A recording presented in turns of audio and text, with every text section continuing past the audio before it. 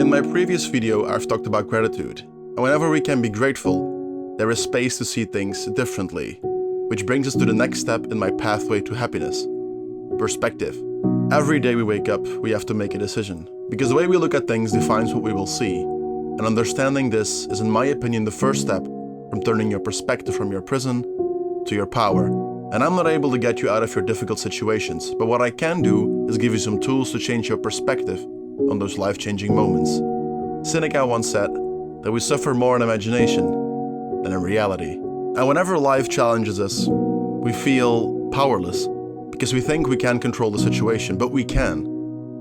We have the power to control our thoughts, our choices, and our actions. And whatever happens isn't the problem, it's what we focus on and the meaning we associate with things that control our entire life.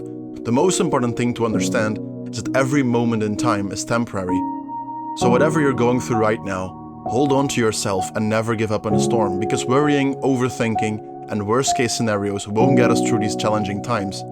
Because I've never seen someone's life get better by stressing about reality, but by acknowledging reality and making decisions based on what we can change. And the bad news, everything can change. The good news, everything can change. What will get us through this period is by focusing on the things we can change. And a tool I often use in my coaching sessions is a circle of influence. The first circle is a circle of concern. These are things that happen and affect us, like politics, war, or economics. But however we want, we can control them. When people are reactive to a situation, they focus on the circle of concern and put so much energy in it that they lose focus on the things they can change. The second is our circle of influence. These are things we can't control, but influence by taking action. For example, the people around us, the targets on our job. And the third and most important one is our circle of control. These are our thoughts, actions, and attitude. And these are the things we can control, change, and should focus on. And making a distinction between these three circles will change your life for the better. When we put energy and focus on the things we can't change, our circle of control shrinks. By being proactive and focusing on the things we can change, the circle will become bigger. Ask yourself what thought can help you in dealing with the situation, why you feel that way, and how to see things from a different perspective. What actions can you take to positively influence whatever is happening? And using this tool made me realize there are two ways to see the world. Some people see the things that I want, and others see the things that is preventing them from getting what they want. And we don't chase our dreams because we're afraid to fail, to make mistakes, and to be judged. But the most important lessons in life are learned by being wrong. And the biggest paradox I've learned is that good choices come from experience, but experience usually comes from making bad choices. And you'll never feel ready. Because what would being ready look like? Imagine someone who looks ready. Were they ready when they started? I guess they didn't, right? Imagine they didn't start because they didn't feel ready, just like you do. They would never have achieved what they did, right?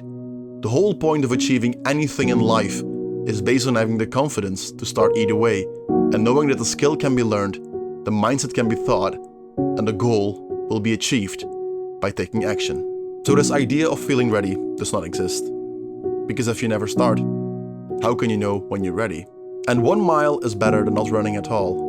1 minute of practice is better than doing nothing at all. And 1 minute of reading is better than never picking up a book. Because it's always better to start with something than doing nothing at all. And I know this might sound uncomfortable, but when you refuse to accept the uncomfortable, you're choosing to accept an uncomfortable future you tried to avoid by waiting until you feel ready. So take the leap of faith, because every time something seems scary, it means there is magic on the other side. So it's crucial to question our own way of thinking, to challenge our thoughts that control our lives. Whenever something goes wrong, you're in a bad mood, right? But is that thing really that bad, or is it just something that is happening out of our control? Maybe we just label them as being bad based on our perception, how we feel at the moment, and our scope on life. But what if we don't label it? Remember that you chose to change your mood, which means you're in control to change your mood for the better. So try to change the way you think about it, because smart people try to change the world, while wise people change their world first. And if you can change the way you look at things you look at will change. And all it takes is one idea on how to change the way you see the world, to change your world. You've got one life. Go take it. It's yours.